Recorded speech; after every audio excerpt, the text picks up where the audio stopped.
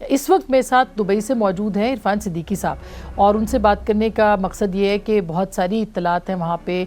नवाज शरीफ साहब की बहुत अहम मीटिंग्स हुई हैं सऊदी अरब में, और आज उनका कुछ स्केड्यूल जो है वो डिले भी हुआ है, तो क्यों उनसे हम पूछ लेते हैं। अस्सलाम वालेकुम इरफान साहब।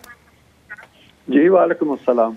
इरफान साहब, पहले तो ये कि आपको दुबई भेजा गया है और अब आप दुबई पहुंच चुके हैं। मियाँ साहब वहां पहुंच चुके हैं और सऊदी अरब में उनकी जो रुखसती थी वो डिले का या ताख़ीर का शिकार हुई, उसकी वजह क्या हो सकती है?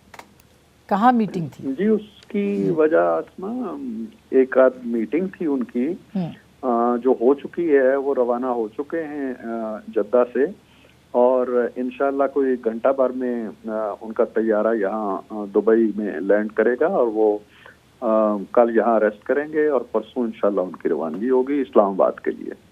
अच्छा, तो सर सऊदी अरब में कोई बहुत अहम मीटिंग थी जिसकी वजह से उनको अपनी फ़्लाइट जो है वो डिले करना पड़ी? जी, मीटिंग आम हो या गैर आम हो, मीटिंग अगर होनी है तो फ्लाइट तो डिले होगी। मकसद ये है कि मैं उसकी तफसीलात जानता भी नहीं हूँ और बता भी नहीं सकता, लेकिन कोई अहम मीटिंग थी यकीनन जिसकी वजह से उन्हें थोड़ी ताखीर करना पड़ी, लेकिन इतनी ज्यादा ताखीर नहीं है। वो थोड़ी देर में, मेरा ख्याल है लेस देन एन आवर वो यहाँ पहुँच जाएंगे इंशाल्लाह। अच्छा इरफान साहब, चूँकि आप उनकी तकारीर भी लिखते हैं, तो अब आपका ही मैं सुन रही थी थोड़ी देर पहले, आपने कहा कि वो फिलबदी तकरीर करेंगे, तो मतलब ये है कि ऐसा हो सकता है कि कोई ऐसी गैर मुतवक्के तकरीर उनकी तरफ से आ जाए जिसके पॉइंट्स आपके साथ भी वो डिस्कस ना करें, इसके इम्कानात हैं?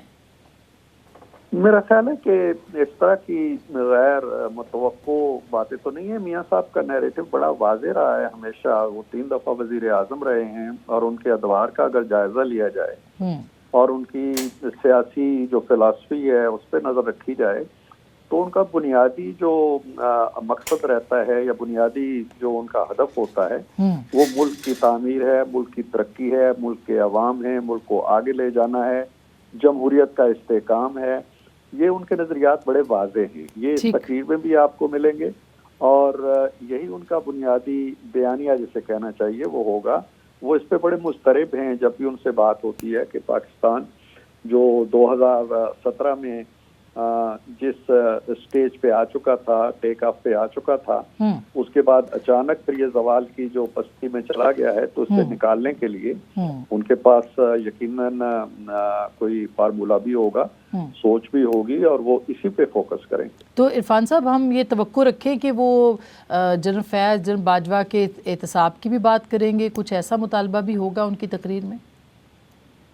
देखिए, मियाँ साहब का एक नज़रिया रहा है और मियाँ साहब उस नज़रिए से पीछे भी नहीं हटे कभी, और वो नज़रिया यही है कि जिन लोगों ने जमहूरियत को नुकसान पहुंचाया, और ख़ास तौर पर पिछले 5-6 सालों के अंदर एक बाकायदा मनसूबाबंदी करके, साजिश करके, एक शख्स को नहीं, चलो नवाज शरीफ पे जो बीती सो बीती, या उनके ख़ानदान पे बीती, पाकिस्तान पे जो बीत गई और पाकिस्तान पे जो बीत रही है, अवाम पे जो बीत रही है, इसको वो यकीनन अपने जो सियासी नजरिया है उसमें बड़ा अजीज रखते हैं इस चीज को। लेकिन इस वक्त देखना ये है कि मुल्क किस बुरानी कैफियत का शिकार है। लोग महंगाई की चक्की में पिस रहे हैं, बेरोजगारी है, फाका कशी है, लोगों के घरों के चूल्हे बुझे हुए हैं। तो इन हालात के अंदर नवाज शरीफ जो है वो यकीनन इन्हीं की जो मसीहाई कह लीजिए, यानी मसाइल को हल करना है, ये उनकी तरजीह है। बाकी वो अपने नजरिए पे कायम है, और वो नजरिया किस वक्त बरूए कार आ सकता है या उसका महल मौका क्या हो सकता है, ये पूरी इज्तिमाई सियासी क़यादत को सोचना होगा।